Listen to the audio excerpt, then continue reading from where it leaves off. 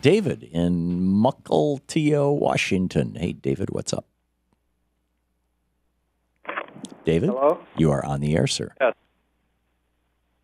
Oh, well, thanks for taking my call. Well, I think you were, a few weeks ago maybe, you were asking the question as to what a capitalist was or is. Capitalist is anyone that believes in the freedom to trade your labor or invest savings. It's pretty simple. They believe in free markets. No, not so much. Sure. No. A capitalist is a person who makes their money with capital. A worker is somebody who makes their money with their worker by working. Capital is actually not money. Capital is not always money. No, you're right. You can make your living with owning a whole bunch of apartment buildings, and then people send you money in exchange for that capital. You're absolutely right. Capital can be any kind of asset, but ultimately a capitalist is a person who earns their living by using capital, as opposed to a worker who is a person who earns their living with labor. You have capitalists, you have laborers. Well, a laborer can be a capitalist. He's working and believes in the capitalist system. And no, it's not a matter of what you believe in, no,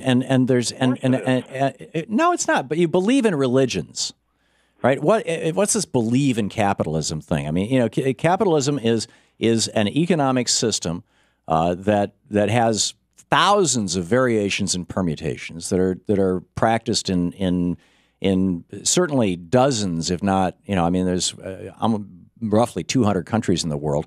There's probably 160 different variations of capitalism practiced in them. And in fact, you can even say that in the United States, we have at least 50 different versions of capitalism. And there's probably 300 or 400 different versions of capitalism in the United States, because every state has different rules about how you can conduct yourself in the world of business, with regard to yourself, with regard to your employees, with regard to regulation of markets, with regard, insurance, whatever it may be.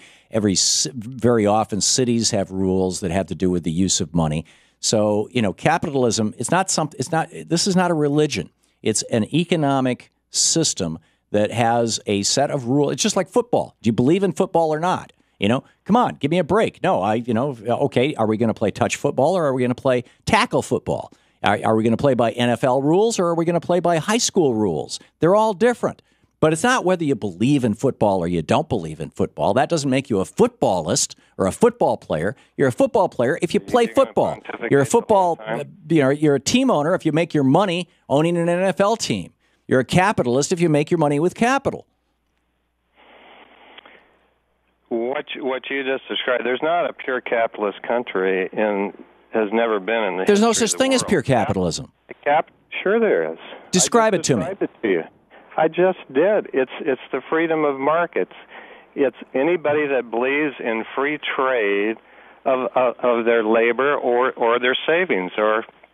Okay, let's turn this into something real, David. Give me a real life example of a single transaction that would occur in a pure capitalist system. A single transaction? Single transaction. I have a pen in my hand. I want to sell this pen to you. Okay? Since you haven't come up with one, I'll create one. I got a pen in my hand. I want to sell this pen to you. I just came up with one. Okay. You just didn't accept it. Well, what's your example then? It's any exchange of goods. Okay. Well, let's take one, and because I want to drill deeper into this. Let's take one exchange of goods. I've got a pen. I want to sell it to you. You may or may not want to buy it from me. I convince you that it's a great pen. You want to buy it from me. Is that pure capitalism? Let's say I sell this pen to you for $5. Well, you don't sell it to me for $5. I exchange something that I worked for to trade it with you. That's just the medium of exchange. Okay, so for the purposes of discussion, we're exchanging. Right, but for the purposes of discussion, let's say that you like this pen and I'm offering it to you for $5 and you're willing to buy it for $5. Or you're willing exchanging production for your production. Okay, let's say you're willing to wash my car in exchange for this pen.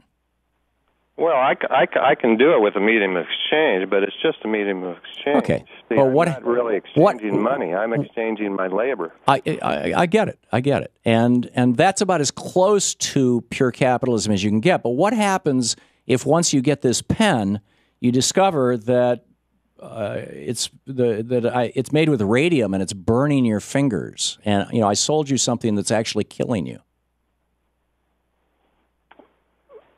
Well, I wouldn't purchase from you again, number one. But okay, so that's that's the problem with libertarian economics is the solution. No. The solution is always after the harm.